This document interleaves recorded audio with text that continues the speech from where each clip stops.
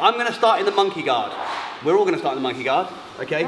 Feet on the hips, controlling the arms, okay? He's going to try and, if he stays on his knees, he's going to try and get his hands free or break out the hips, okay? And I've got to control him, okay? I want you to practice this, okay? So grips and hips. I invented that term. That's Cole's, okay? But grips and hips. I'm going to control him. He steps up to 1 foot, okay? I've got to control him. He steps up to both feet. I've got to control him. I want you to practice and tell me which you think is harder out of all of those three. Knees, 1 foot, 2 feet. Off you go. 1, 2, 3. I'm sorry I didn't give you very long. I've got to, like it's a 2 or 3 hour seminar, I'm going to try and cram into 50 minutes. So sorry, we just got to get through this. Okay. Feedback. What was the hardest to deal with? When they were on their knees, when they were standing up, when they were on modern? Everyone agree? They found standing was the hardest. Yes? Do we know why? Is it because they can use their hips to push? Yeah. Did everyone find that? They stand up and they start hipping in and it's a fucking ball ache, right? Excuse my language on the camera, but it's the truth. Right? If I have Christian here, if he's on his knees, here, oh, fantastic, right? If he gets up to one knee, it's okay, I can still attack, I can do stuff. He gets up to both feet and starts hipping in. I'm just hanging on now. You guys find that? Yeah? Or he stands up and he backs off my feet.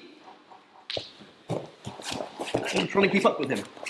Yeah, which I can do, sure, but it's the most difficult of the three. We agree? Okay.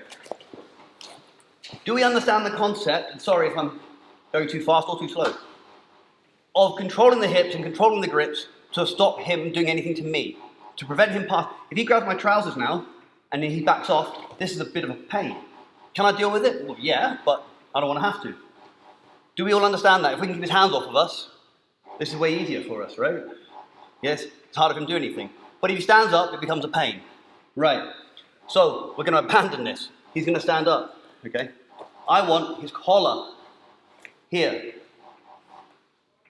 By grabbing his collar, I can fold him in half and attack his posture. You can see, hopefully, that this is more difficult for him to deal with than here. He hips in. Yeah, if I have his collar, he can't hip in. Everybody see that? Does that make sense? What's the problem though? What problem might I face by going for his collar? I've got one hand on the collar, one hand on the sleeve. I had 2 sleeves. I've gone to a collar instead to break his posture.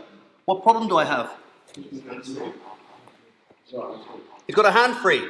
Yeah, absolutely. I no longer control that arm. He can start passing. He can start clearing my feet.